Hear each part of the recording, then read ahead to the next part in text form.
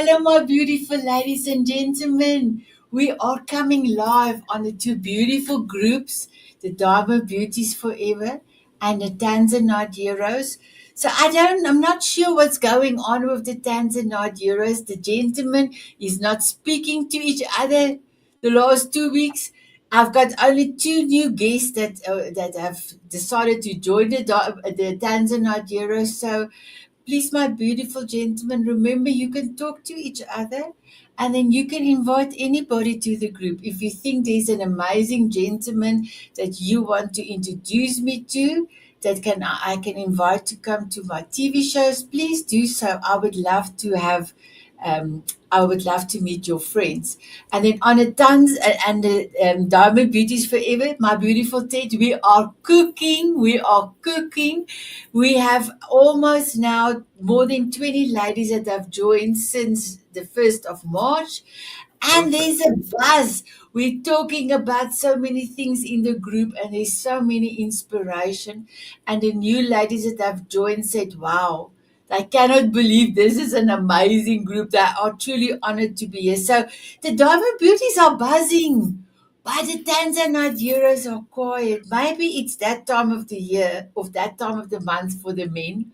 So please, my beautiful men, talk to each other. That's the reason for the group. Amazing. So, my Well, beautiful teeth, I'm going to ask you to introduce yourself and then I will tell you what the question was that we discussed, and then I'll have something to read, and then it's all over to you. So, please introduce yourself and then I will ask the question. perfect. Well, Ted McClyman, had the privilege of working with Sonnet for now for almost 4 or 5 months. And we're on a mission to change how people think, act, and behave with money. Why? Because the conventional wisdom is probably wrong. Well, not technically wrong, but wrong for you based on how you're wired. And if you don't believe me, look in your closet, look in your garage, or talk to your spouse, partner, or children about money, and you'll realize everybody's wrong but you. Oh, dude, you are amazing. So the question that came through on our first the first Tuesday of every month, I have Ted here, Michael, and Amanda. And then I have Ted. Michael came last week, but he was not in studio. But I played his video. His meditation video. And today is Ted's term, and next week it will be Amanda's term. So we had our first session, one of the ladies said, how can couples with different money temperaments navigate finance discussions and my decision? And Ted said, oh, that's amazing. You have got a lot of case studies. So, Ted, you are going to talk about, a little bit about that. I can just Ab- say in my household, we were the same. I was the spender and my husband was the savior. And then I was retrenched in December 2020. And there I learned, and I'm still in that journey, that I don't need all a big closet. If I buy now something, I will take. There's only certain amount of hangers, so I cannot buy like I did when I used to work and spend and spend and spend. So I have learned a lesson myself, is that I don't need all this to be happy. I can make myself happy just being who I am and being in my purpose every day. So all over to you, my beautiful Ted. Well, I want to talk a little bit about my journey to get me here, working with people, couples, um, helping them go through their money journey. Now, I spent close to 20 years as a financial advisor, working with people just like everybody on this call to help them try to make better money choices. And I went through the very traditional training. I have a background in economics and finance. I learned about the products and services. I learned salesmanship. I learned how to run a business, but I really didn't learn how to work with couples. And the default option seemed to be, people come in and you little small talk and chit chat, and then it comes up as who's going to be the principal person I'm going to be working with. And they kind of look at each other and they point to one another or whatever. And 9 times out of 10, it seemed to be the guy. And we got very comfortable with kind of being very patronizing and very nice to the other person across the table that incidentally probably ran the checkbook and the finances of that business called your life. And then, the other partner would come in once or twice a year and we talk about sports and football and politics and maybe a little bit of money. And that was the cycle. And it didn't work. I got frustrated. My clients were frustrated. So I started doing a little research. And what I found was the industry itself, and I'm talking about the financial services industry, and a subset of that is financial literacy. That traditional financial literacy is about technical knowledge. And the metaphor I could give you is I could give you a degree in automotive engineering, but it wouldn't teach you how to drive. Or I could teach you how to drive, and who cares about the engineering? But that's the kind of the mindset we have every place I've been around the world about money. You've got to go, spend hours and hours and hours learning the technical stuff and how to do present value and future value and do it longhand. You can't even use your computer. And you've got to build a budget. You've got to do all this kind of stuff. And 99% of the time it fails miserably. Or you really get into it and you're really good at it. But then you go home and nobody around you cares. And you get frustrated because you're the only one. I'm the only one who cares about our budget. I'm the only one who cares about how we're spending. I'm the only one that's setting goals. And then you sit down that once or twice a year when something happens because the weather's bad and you can't go outside and the internet's down. You talk about finances. And normally it's the result of something significant happened, and it's usually not good. Somebody bounced a check. Well, if you still use checks, okay. You bought something and you don't know why. An emergency came up and you found out that you don't have the funds to take care of what needs to be taken care of. Or at least in the States, you have children that are now college age and they're going to university, and it does more than take your breath away when you find out what that costs. So the bottom line is we're kind of muddling through and we're getting through on a day-to-day basis. And in my practice and my personal life, my professional life, I just got frustrated because it just doesn't work. Let me give you an example. I had a client, a female client, very, very successful executive who was doing wonderfully financially. And I'm talking to her about, long range planning and putting the money away for retirement and things like that. And here in the States, we have a thing called an individual retirement account where you can put some money away each year. And it's probably somewhere between $2,000 and $5,000 a month. And I'm talking with her and I knew what her situation was. And I said, you seem to be more of a spender than a saver. And I was just making small talk, but she got quite offended. She says, "No, that's not true. I'm committed to savings. I save $2,000 a month for my retirement. That's $24,000 a year." And I kind of bit my tongue and looked at her sheet and I said, "But you're making $250,000 a year US dollars in income, net, not gross. Do you see how the perception is different?" And she was married, and her husband had a completely different point of view with money, and what they were working basically is two different sets of books. They weren't talking to each other. They had kind of similar goals, but they didn't really address it. Nobody really knew where they wanted to go or how they're going to get there. And it was like pulling teeth to get anybody into the office. Bottom line is they were both frustrated. So that started my journey of how to look at money from a behavioral point of view, primarily with couples, because I found that the family is an economic unit. You're a business. You're self-employed. You're the CEO of you, and your board of directors are the stakeholders in your family, and they get a vote. They either get a direct vote or a non-conscious emotional vote, but somebody's going to get a vote. And I found that the default option is kind of follow the crowd or do nothing. And both of those are easy, but it's a cop out. And then when we sit down and that once a year I get everybody into the office and we get seriously talking about goals and objectives and things like that, it was always based on very superficial, tangible things and not truly emotional things that were important to not only you as individuals, but as a couple, as a family unit, as a company.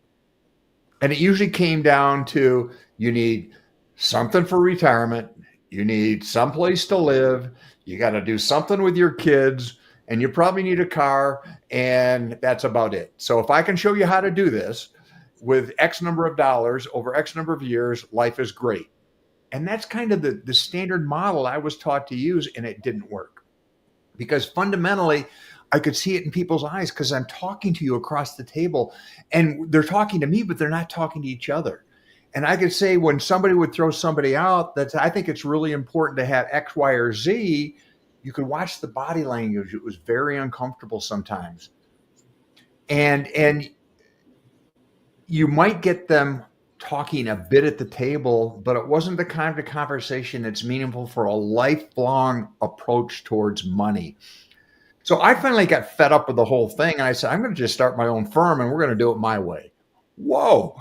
Well, that's an adventure in its own right.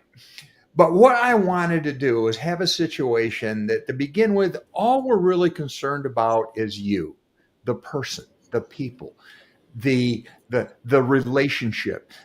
Extended family, sometimes that's important. Sometimes there are people you're responsible for. You're the caregiver, you're the emotional or the economic foundation of your family, extended family. I don't care what it is because everybody has a different story. And you know what? That's okay. You should have a different story because we're all wired a little bit differently. So we all grow up in a certain environment that gave us a certain mindset towards money. I call this your belief set, your money belief set. To some degree, or to a very great degree, it's driven by our biology, our non-conscious belief, and we're not going to get into a lot of that right here. But let's just keep it real simple. You're human, and you're going to do human things with money all the time. And non-consciously, you're always going to do what makes you feel good emotionally, driven by what we call dopamine, which is that feel-good drug in your body that makes you feel really excited and anticipation to go buy something. And you get this exhilaration after you buy it, but it kind of goes away after a while until you get another fix by going to the store again. Now, that's just who we are. How you manage it is a different story. So we're always going to do people things. And you have to realize as humans, we're wired to stay alive. That's our self-preservation is key. And in that is also the family unit. What's best for the family? Well, I know you may find this hard to believe, but what may be best for you emotionally? What may be best for you for your family may not fit into the bigger scheme of things. And there have to be adjustments and there have to be compromise. But more importantly, then our belief set kicks in. Our belief set is more than where you grew up, but it's culture. Culture is the single most important and significant driver of your spending beliefs, your spending pattern, what you think is important about money, and how you react. And I say react because most money purchases are emotional. We don't even think about it. 95 to 99% are unconscious, automatic, and emotional. That's our spending.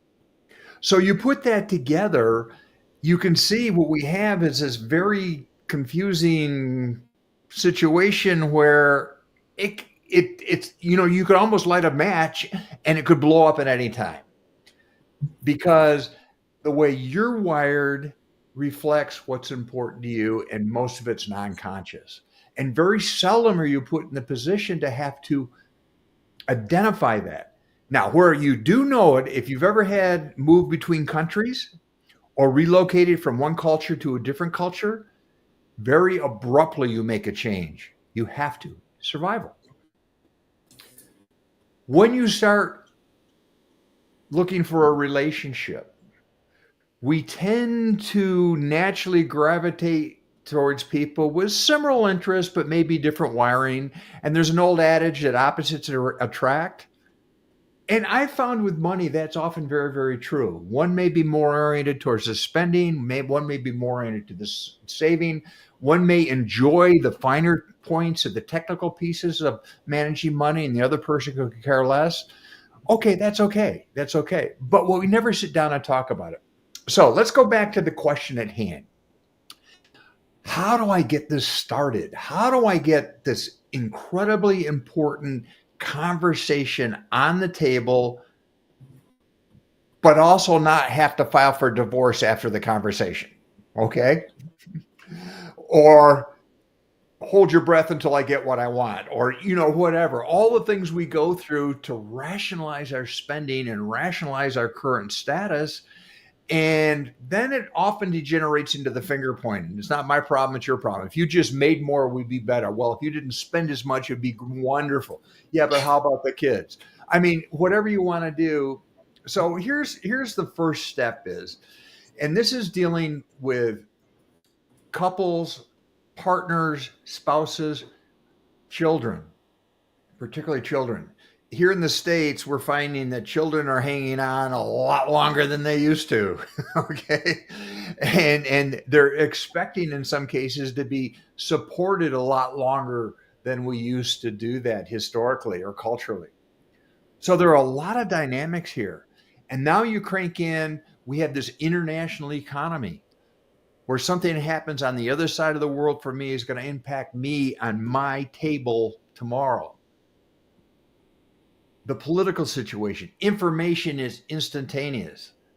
I mean, I've been watching the South African, not only rugby, but the political situation and the economics. And I know people from South Africa, and we're more similar than we're different, but because of their circumstances, they need a different point of view, a different reaction than maybe I would. So let's get down to the basics. To begin with, it's critical to have an understanding who you are and your relationship with money. And I'm not saying technically. Okay, great. You took a course in accounting a couple of years ago. You had a course in accounting once. You have economics 101 on your resume, and you like watching all the talking head experts on TV. That's not what I'm talking about. I'm talking about at the lowest common denominator, what trips your trigger, if you will, with regard to money and spending, or what is important about money to you. Let me say that again. What's important about money to you? And I wish you, and you need to dive deep. It's yeah, I want to pay my bills. Yeah, I want to have enough to eat. Yeah, I want to be comfortable. What's important about that to you? Let me give you an example. Let's talk about real estate and buying houses. Buying houses in the United States is different than buying in other countries. So I'll use the example I have. And here we call it the American dream, to own a home. And when I talk with realtors and train realtors in the money behavior piece, I always start out with, well, how do you approach offering a home or a piece of real estate to a young couple? And it's usually very regimented and devoid of emotion. It says, I look at what they can afford. I put them into that box. I move them to that area and we go from there. But did you ask them what's important about a house to them? That's a different question. Well, it's a place to live. What's important about the place to live? I want it to be safe. What's important about safety to you? I want my family to have the opportunity I didn't have. Whoa, that's a completely different thing than I want a house on the corner. Now, what's important about your family having something you didn't have? Because I want to have access to a good school system. Why do you want access to a good system? What's important about that to you? because I want to make sure that my children have a safe, nurturing environment where they can learn how to take care of themselves for the rest of their life. What's important about having your children being self-sufficient to you? Well, to be honest, I don't want them to come home and live in my basement. Whoa, that's a completely different discussion is I want a nice brick house. Now, Yes. I've kind of embellished that a little bit, but truly what's important about money to this person is having a place where they can have a nurturing family that is safe. They have opportunity, but they also realize that down deep, they really want to make sure their kids are independent, and that's where the money needs to go.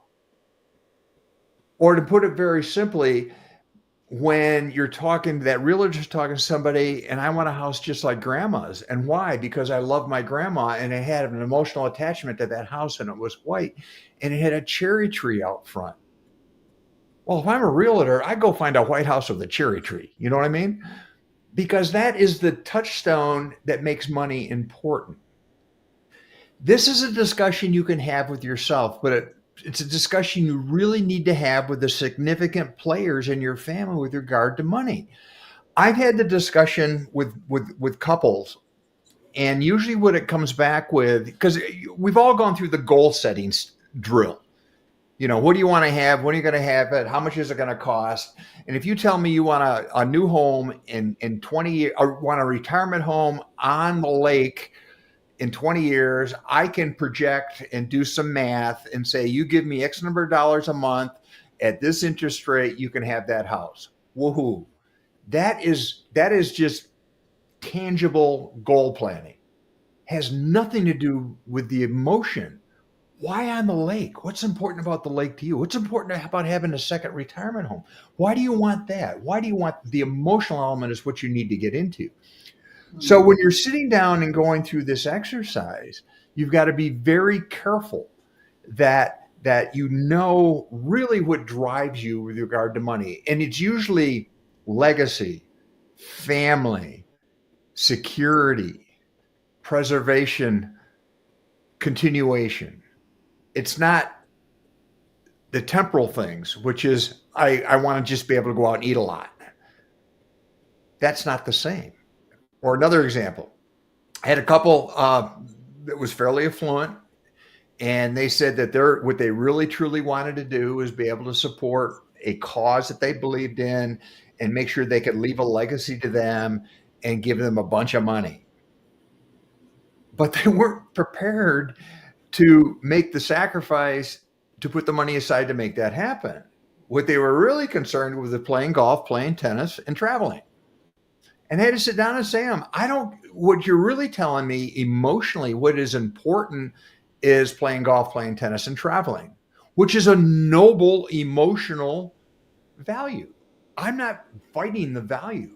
I'm fighting that they're being dishonest with themselves, saying that I think I should do this because culture, society, or they think I should do this. But what I'd rather do is go eat out a lot, have a nice car, which is fine, but you've got to make a choice. Because generally, unless you have infinite resources, you're not going to get both. And generally, I found with my clients, by the time they're emotionally mature enough and financially secure enough to really be focused on what's important to them about money and life, it's often too late. Think about that for a second. Having a conversation with somebody in their 60s is very different than having a conversation with somebody in their 20s. Yes. But ironically, the value set's pretty much unchanged through that whole period. So if you're serious, you've got to sit down and be honest about what your relationship with money. I talk about this in my book. I talk about how to go through it. I've got a model in there that helps you go through the process. I call it the money behavior system, but everything starts with what's important about money to you, because that question you have to answer goes back to who you are. It's a function of your biology, your culture, and the reality of your life with regard to money. Now, once you've done that, which can be very, very difficult, well, I'm going to give you an easy drill to do it. Take a look at your bank statement, take a look at your calendar. Where you spend most of your time and where you spend most of your money are your top money values. Don't judge. Don't judge. Accept it, because non-consciously your behavior and how you're spending your money is a reflection of what's important about money to you. So unless it's illegal, dysfunctional, or you're, whatever, don't fight it. Embrace it. It's okay to be a spender. But if you are a spender, it has to fit into your value set, and you need to build parameters that make sure that you're not outspending your lifestyle. You make sure, on the other hand, you can be very dysfunctional of saving too much. I know people that are just plain cheap. Okay. They're afraid to spend money for whatever reason. So then you've got to sometimes learn how to let go. It is okay to reward yourself, but have a pattern. So you have to know where you're going, why you're getting there, and what gives you emotional satisfaction with money. Once you're very comfortable with that, then you need to start having this conversation with the people with you. And it can be a messy conversation sometimes. Case in point, I was going through the money values discussion with a couple at one time, and they were in their 50s, getting ready about retiring the next few years. They were fairly affluent, doing well, had done everything, had all the check boxes, you're supposed to have. Right car, right house, right school, look good, whatever. Okay, there was no issue there, but they were obviously not terribly happy.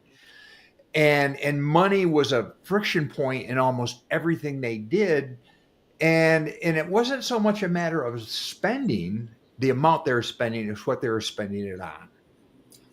And we're going through the discussion, we're having the value conversation, and I usually start it out with pretend that Ted's not here, and you're looking back and what would you have done differently? What is truly important about money to you? And I said, okay, we got that. Then I talked to the guy and we went through the same drill, and we got to it. And what was most important to him out of everything he got through is he wanted to leave a donation to his university to put a plaque in the locker room of the football team with his contribution. And, something as simple as having a bench named after him. His wife fell off the floor. I mean, she could not believe that was ridiculous. Who would want to do that? But here's the point. To him, it was important. It gave him emotional well-being. It gave him something to look forward to, that it was a legacy gift to a university that he was very proud of, that he was part of, that he believed actually contributed to his current success, and he wanted to give back. And he wanted to give back as an alumnus to a program that he believes in and be able to help out other people to have the same opportunity he had. That's different than I want to give some money to the football team. But that's a discussion that never would have happened unless I asked, what's important about money to you, with no editorial comment. Okay? No editorial comment. Bite your tongue, walk around the room. Okay? We're not saying that. What we're saying is everyone here on this call is driven to do certain things in their life, and generally it takes money. You have to sit down and determine what is most important in your life. And that is something that, if it doesn't happen, is going to cause you emotional anxiety. And then, very simply, what's it going to cost? Either to purchase it or get to that point. Wow. And it's usually not superficial things. If you want to go on a trip to Greece, you can do it and you can spend a bunch of money. But are you going to say you went to Greece, or do you want to really get into the birthplace of Western culture? Do you really want to, whatever? I don't know, but be honest with yourself. So this may be a long answer to a very complex question, which is the foundation of everything you do with money, and nobody's talking about it like this. What's important about money to you? And you say something, and what's important about that to you? And what's important about that to you? And what's important about that to you? And then the final question you ask is there anything else that's more important than this to me, my life, and moving my money in that direction? As far as I'm concerned, if it's legal and ethical and moral, go for it. Now, where it becomes an issue is I've got a couple and you're moving in divergent paths. You've got to figure out how to sit down and reconcile this, because that anxiety, that friction is going to be there. My recommendation is, number one is listen, acknowledge, accept that this is emotionally important. Now, you may not be, I'll go back to my football player guy again. He would probably like to give $10 million to his university. Well, be very candid, that ain't going to happen. Okay. So how do you get a piece of that? Maybe you buy a brick, okay, that's going to go into the football stadium for $1,000. Emotionally, we don't differentiate the brick and the stadium. You gave a gift. You've got the association. So, one, know where you are with your money values. Two, start the conversation. And it can be easy, little baby steps, make it easy. Instead of complaining that, why did you buy that? It's, why did you buy that? See how that difference is? I'm not judging, I just want to know. And then start to ask the question, well, what's important about that? So, for example, I know an individual, is a successful executive I worked with, that he would spend a fortune on custom-made clothing. I mean, he had a suit collection and a watch collection to go with it that was ridiculous from my point of view. Okay. See, I'm here in a sweatshirt. But for him, that was important, and it was part of his identity. So in working with he and the people that were very close to him, we had to figure out why it was important for him to have a collection of Rolex watches and more expensive watches and custom made suits. Once we figured that out, then it was kind of an aha moment. Then it was, what's the alternative? You know, if you buy a few really good suits that are classic, they will last for years. Mm-hmm. Instead of chasing the fad of the year. Or instead of having a collection of watches, let's go down and let's look at the ones you like the best. Instead of having 15, how about we have 3? And let's maybe sell the 3 and use that money to give it to your university and your name for the football team. Huh. As opposed to, no, I need 14 watches and give to the football team. Wow. Okay, so I can give you lots of scenarios here of how this happens, but what it comes down to is sitting down and just being very honest, know yourself, have a program that works for you, and be true to your money values. They can be very empowering, or they can make you bankrupt. Yes. And it works on either side.